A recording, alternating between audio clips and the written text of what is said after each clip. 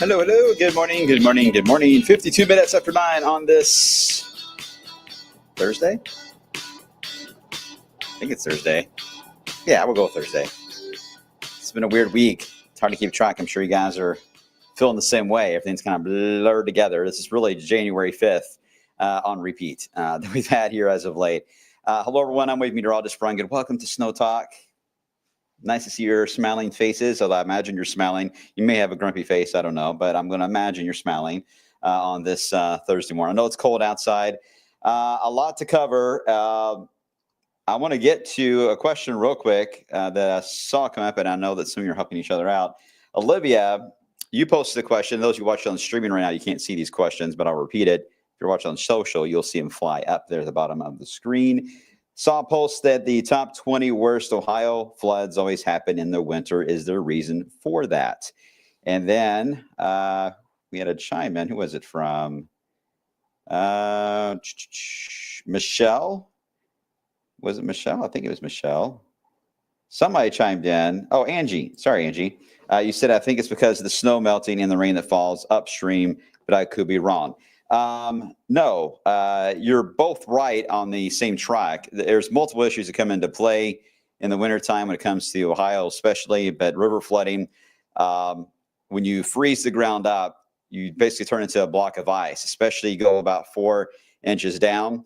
That's where it matters. If it hasn't thawed 4 inches down, then that water is basically just running into, it's like having a giant patio with 4 to 5 inches of rain falling on the patio, but it doesn't go into the concrete. It just flows over it somehow in a circle and then it floods, basically. The same idea in the wintertime. When you have a thawed ground, water can take in that rainfall, and therefore you don't run into as many flooding problems. On the flip side, and in relation to really to what Angie's point is that, yes, if you end up with a lot of heavy rain upstream, because, again, the Three Rivers area of Pittsburgh, that does feed into our area. So we could be dry for a while, then suddenly they have record amounts of snowfall and then suddenly surge into the 70s for highs for them. They melt all of that, or get heavy rain on top of that. Then that in the Three Rivers area around Pittsburgh will eventually flood downstream the Ohio River and eventually will flood the Mississippi. So everything has a cause and effect. But for the Ohio, we have some tributaries, but the Ohio is mostly influenced by the upstream portion of it all the way into Pennsylvania. So you're all on track. You all are novices at this, or professionals, not novices. Sorry, you're all professionals at this. I'm the novice. That's why the Great Flood of 1937, the worst ever for Louisville, was in January. We were in the deep freeze and had heavy rain. That rain had nowhere to go. So it's not unheard of at all. And when you go back and forth and freeze in the ground into the spring, too, it just sets the stage for a lot of spring floods that we have as well. All right. Everyone's on here. Everyone's all right. Seems good. Michelle, I think, Michelle, good morning. It's frigid out. I think you sent me a note. I apologize. I didn't get back to you in time. I think you were asking if school was going to be out today. I don't know if your school is out today. If it's JCPS, obviously you're in school. I'm a little slow. As you guys know, I'm slow on messages. You don't want to see my inbox number. Just in my normal email alone. Let's see. I'm not going to show you, but I will tell you. I'm 180,000 unread right now on my personal email. Work email is not much better. I'm not sure if the bosses are watching. I'm about 10,000 unread here at the station. I know, poor email management. I'm bad about that. I have folders. I have rules set up and filters. Trust me, I do all that. It's just that when you get into active weather, boy, it's easy to just be drowned in messages. So if you've ever tried to message me and I don't respond, it's never anything personal. I'm ignoring you. Just keep messaging me. I promise you. I will get back to you. Okay. So hope you're all doing well. Several things here. As what did you say, Carrie? The boss outed your age. Who's my boss? Kevin's not my boss. He thinks he's my boss. He's not my boss. He likes to boss me around. Kevin and I are actually, I think we're only a year apart, if I remember right. We met as 18-year-olds interning at WLKY back in the 90s. That's when I first met Kevin. And I always tease him because that's when he had a full head of hair, is when I met him at that point. Aha! Pick on me, I'll pick on you back. There we go. That's how it works. He's asleep anyway. So we'll attack each other from one block to the next. Ryan, I remember when Ryan was real little. I really do. It's wild to see everybody that is growing up here and now part of the team. It's pretty wild stuff. Pretty lucky. Okay, so here we go. We're going to cover the outlook, where we stand on the current setup on the cold, the river, of course, and the long-term. Some of the data just now rolling in for March. So I will update you guys briefly on that idea as well coming up. Okay, so as always the case, let's start with the snowboard, where we take a gander of how things are looking. Nothing really has changed here. Still got that brief rain snow mix. It's a daytime versus nighttime issue. It looks like for next Wednesday into Thursday, it's sped up about 12 to 18 hours compared to yesterday. I'll show you that feature. I don't see anything alarming at all because we will be coming out of a warm pattern when this moves in. So this one I have some challenges. And then we're going to get into this very weird back and forth again on temperature, where we surge up into the 60s. We dive down with cold weather and maybe some snow. We surge back up with 60s, maybe thunderstorms. This back and forth we talked about and have gone through, I think, is about to show up. This next, I would say, 5-day stretch ahead of us may be the quietest I see for a while here. That doesn't have a lot of weather drama with it. So I would enjoy the next several days ahead because it does look busier as we get into the month of March. More on that in just a second. Outside, still keep an eye on the mighty Ohio. I'll have your river stages coming up in just a few. You see all the debris still being collected there around Joe's Crab Shack. And of course, there was a big backup there on 64. Of course, you can't get to the end of the ramp and turn right. You have to keep going straight. So that's the reason why it's a bit of a pain when the river is getting to this level, right? But it should be on its way down now that we're out of the precipitation events. Now the river will have a chance to catch its breath. But it's an old river, and the older rivers are usually wider and a little more shallower. The rivers that are deeper and narrower are your younger rivers on Earth, and they flow a lot faster, but they also rise and fall faster. The Ohio is ancient, so it takes a long time to respond, which is good and bad. Good in the sense that if it's going to flood, you have time to react to it, but bad in the sense that once it floods, you just can't do anything about it until it decides to recede again. So for those that live along the banks of Ohio and have to deal with impacts from it and adjust their life and their plans, it's a much more prolonged impact versus, say, the Rolling Fork or the Salt River. Okay, numbers right now. We are at 11 degrees in Louisville right now. This is not a wind chill. These are actual numbers. We dropped to 10 this morning. Several spots in the single digits. I didn't see anyone on the reporting side the stations that we have around here that went below zero. Your home thermometer may have, but the reporting sites, I did not see any below zero numbers.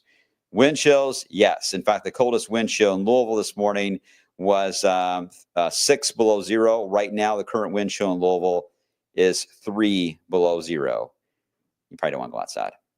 I'm not going in the weather garden today. I was out there all day having fun while it was somewhat mild into the 20s. Today, nope, not messing with that. I'm an asthmatic, not playing with it. 7 below zero into Jeffersonville, and about 2 below as you head into, not 2 below, that's Mississippi. 2 below, though, as you head into E-Town. Okay, so we've got a few flurries still flying around the area. I'll show the radar in a second. Look at the recent highs. Look at that 73-degree day. Do you guys remember that?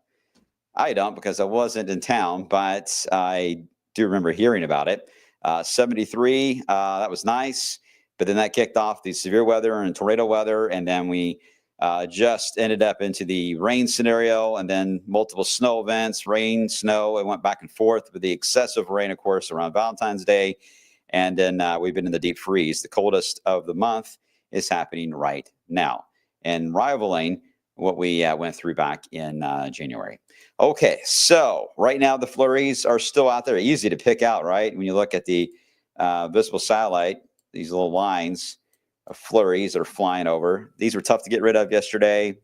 Same story. You'll have a mix of sun, then you'll get a dark cloud and some flurries and back into sun. Why are they forming? Well, it's the snowpack. Whenever you get a cold flow over a snowpack, it's not exactly like lake effect snow, but it looks like lake effect snow as far as how it develops over the snowpack itself and takes the direction of the wind. You develop flurries and they fade out after about maybe 10 miles of a lifespan, and then they're gone.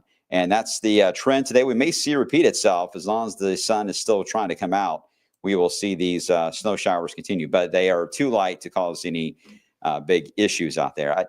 The official snow total in Louisville, I don't think was anything measurable at the airport. Weather Service was about a half inch. Here at the station looked like about a half inch. I think half inch to 1 was common.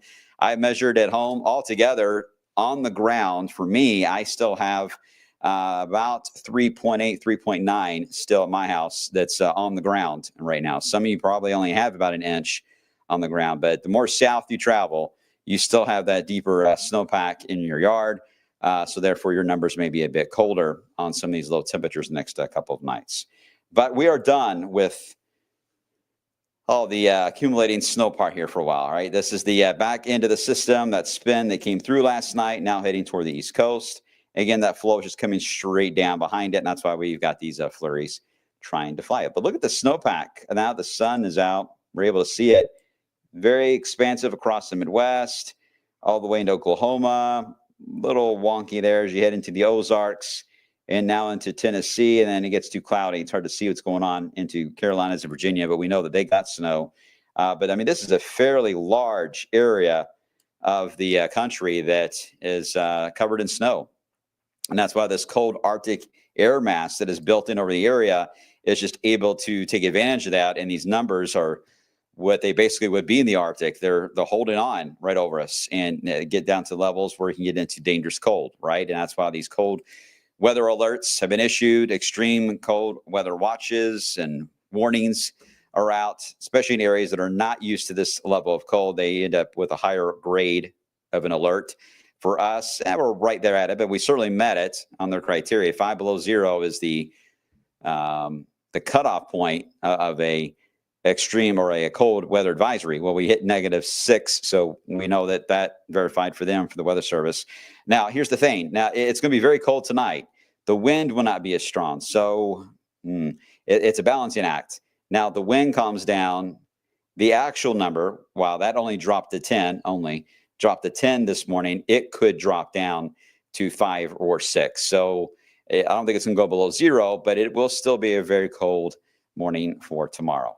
That's it, though. One more very cold night, and then we'll begin to reverse these numbers. I mentioned R11 here. It is where that deeper snowpack is in the core of the Arctic. 6 below 0 as you head back toward areas of Iowa into Omaha, Nebraska. 14 below. St. Louis at 4. And even down to the south. Chattanooga coming in at 24 degrees there. Now, you factor in the wind. Ooh, let's look at these wind chills. Ooh, see, it could be always worse. It could always be worse. I always say that. And it's very true. Although we feel like we get the worst weather. Sometimes we feel that way, but it's usually worse in other areas. 15 to 20 below 0 into the Midwest. That's not coming here because now we will reverse the storyline and improve things. All right, here is our short-term plan. I haven't had a chance to use this map in a while because we've had so much going on.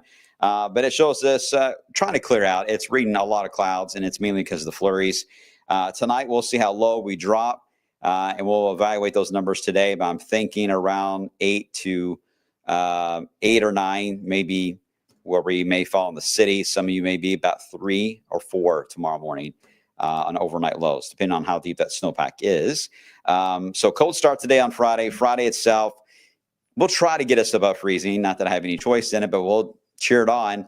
It's possible we could get there in the afternoon. But if we did, it would literally be just touching 32 degrees for 10 minutes.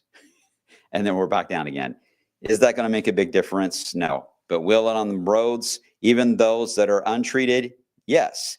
As long as the sun is hitting, the sun rays can hit your street. If you still got snow on it, approaching 32 will improve them. If they are a shaded roadway, and a lot of my area is shaded, it doesn't seem to improve at all until we get a blast of warm air or rain. So you'll have to watch out for icy patches and watch out for that refreezing and freezing idea too the next several nights. We really don't stay above freezing 24/7 until we get into the end of the weekend and early next week. So we'll still drop at night, just a less of a steen of a drop each night. That will be the trend. The weekend, we had this return wave that was showing up for Saturday that was trying to sneak in from the southwest. It's still looking at moisture levels, a lot of dry air with this. So we're going to keep still the dry setup on Saturday. Wouldn't surprise me if a sprinkle or two may try to form, or maybe a flurry, but don't worry about that. It looks relatively minor. Getting into the end of the weekend, now it's showing fog here that develops Sunday morning. That's possible if we still have snow on the ground and we've got that warmer flow of air. We could have what we call the warm air advection fog that could develop over Kentucky. I'll be watching that. Otherwise, as we head into your Sunday afternoon, that's when I think we'll run into more of a gustier wind type of scenario that will come into play. So some gusty winds may develop as well. All right, let's get into some of the river forecast. And this is where I got some good news to share with you all. As we all know, that the cleanup process is going to be the pain here. But as you look at the rolling fork down into Boston, 38.57 right now, on its way down. And it's not falling, as you can tell by the line that breaks there on the river graph. There's a little bit of a break that happens where that little circle is kind of pulsating there. That means that the river is not falling as fast as forecast. So it is falling, but may not happen as early as tomorrow, maybe a little bit later than that, getting completely out of flood stage, which is good. The McAlpin Upper, 28.13, and that was early this morning. We get an update at 11 a.m. We'll see if it's on track, but I don't suspect a lot of change here with that. But it'll still take until after the weekend to get that back within its banks. Same with the McAlpin Lower, 59.53. Small crest coming up here soon. This afternoon and evening, in fact, just under 60 feet, and then it begins to drop.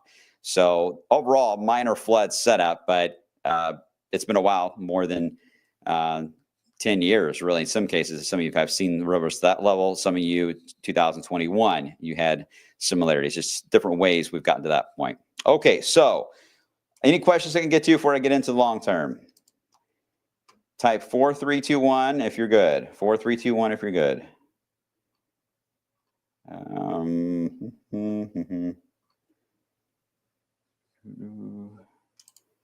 Hi, Kathy. Many drivers today drive too fast. We had assigned seats, but it wasn't allowed to talk. We got off the bus. Nowadays, kids can do as they please, and that's wrong with today. Did I miss a conversation about buses? I guess I did. Sorry. So you guys have your own conversation, which trust me, I love because I can't keep up with all the comments. So I love that you all just discuss your topics among yourselves. You all are getting to know each other, right? We should do like a meet and greet with. No, that's probably a bad idea. I know some of you. I don't think that's a good idea, but maybe I'll think about it. I'll think about it. 4321. All right, everyone's good. Everyone's good. All right, all right. So Cameron, I think I saw your comments. Let me go back to it. Since we're looking at March, can you tell us what you think about spring storms trending stronger? El Nino, La Nina. Cameron, you're always getting into the complex scenarios. I don't want to bore everyone with the El Nino, La Nina type of setup. We are getting to what we call the middle of the ground approach, which is INSO neutral INSO outlook, which means neither one really are influencing us as we head into the spring season. But as we get into summer, El Nino does show up. But there's usually when you get into a neutral, there's not a whole lot of a driving factor of influence. And I think what's happening with this Hudson Bay low this year repeating itself, it's record low sea ice right now, by the way, guys. I've been monitoring that into the Arctic, the lowest it's ever been since I've been tracking it, at least in my 15 years here. I've been watching it. 2012 was the lowest. This year is beating that.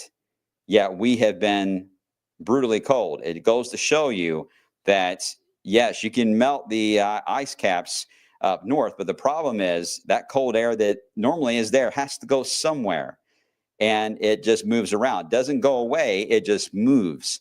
And for this winter, it's moved over eastern Canada into the United States. It's been an R problem. So we can't seem to shake that out of the way. Now, with it lingering, the problem is we're going to get natural warming trends. We're going to get warmer systems involved. But with still that Hudson Bay low nearby, now we have to worry about still some cold attacks getting involved, which means more impressive cold fronts. Severe weather absolutely will become more of a player, as well as flooding will become more of a player. And they all have that potential to go to snow at the end. Those scenarios will all be at play. This is a very unusual setup, much different than last year when we did not have cold air readily available. There were just mainly strong, powerful fronts with some flooding, but a lot of severe weather, a lot of wind energy. This one is just more of a true battle of the seasons that is going to last a long time, the way it's looking. I think March, even into April, it's going to take a while to really break out of this. It's not going to be cold all the time. It's not going to be warm all the time. Just buckle up because it's going to be a roller coaster ride. One of those warming trends will start next week. We get into the warmer spell. There is a small interruption. It's worth mentioning late Tuesday into Wednesday that tries to drop down, especially into Wednesday. I don't think it's going to affect the highs dramatically yet. I was hoping to get us closer to 60, but I may have to ease back just a few degrees. We'll see how much of a dip this is with the midday data. But it should give us some rain at some point Wednesday night into Thursday, and it could as it drops in here Wednesday. You see how we try to warm up right in advance of it? And here it is. This is the euro. Drops in. It could, especially the upper low portion of this, allow for some backlash, rain, snow mix, depending on if it's day or night. Now we're into a crucial period. Daytime, likely to be rain. Nighttime, likely to be snow. So the time period of when this moves in matters. It's too early. The buffer or the margin of error on this one is 14 hours right now. Yeah, well, it could be day or night. We don't know. But it's on the snowboard for a reason to watch it. It moves by. There is a small little bump up as we head into, say, next Saturday. But then another system rolls in and drops us back down again. And I think that one could give us another round of maybe some wintry weather for the first few days of March. Just beyond that, I do see I meant to have a map loaded and I forgot it, so my apologies. But I did see a signal for maybe some stronger thunderstorms around the Let's say the 6th of March is showing up for severe weather with snow in behind it. So pay attention between March, we'll give it a buffer, March 5th through the 7th. Active weather for that window is showing up. Also, keep an eye, this is pretty far out, but I always look way out on trends. Watch out for March 16th through the 20th. That too, I do think, not so much wintry weather, but I think could feature a severe threat that is growing. The data has been hinting at that since Groundhog Day, that particular window, and it really doesn't want to let go of that. So March is going to feature much more on the severe risk, but we're not done with snow in between all of that. It just will be a little hard to pick those out in advance. Okay, let's get right into the 10-day and see if we get to some more questions, because I didn't realize how long I've been yapping, and I got ready for the show. So we'll jump to that real fast. Let me know what your thoughts are. March 9th, should you reschedule your son's birthday? No, not yet. Not yet. Not yet. Not yet. Katie, these are just dates, arbitrary dates I'm throwing out, periods that I'm watching, and then I will let you all know on the blog every day, is it something to worry about, or do you have to worry about a reschedule or anything like that? Okay. My job is to pick the dates out and then update you on whether or not it's something to worry about. Because all I can do right now is pick the dates out of the pattern. I can't get into specifics. So my easy answer to that is no, do not reschedule right now. Gail's going on a cruise March 15th out of Cape Canaveral. I just went on a cruise out of there. Are you going to be okay March 15th? Well, if we're dealing with active weather at that time, as far as thunderstorms, that's a good sign for you. That would mean that you're going to be warm, quite warm. So have fun. Pattern will be in your favor there. Let's see. What else we got? Patricia, I hope the snow is over. Bring on the warm weather. Hey, we're less than 50 days away officially from spring, at least on the calendar.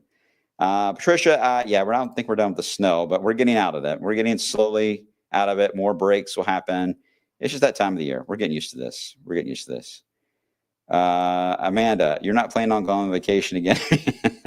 Yeah, I know it does.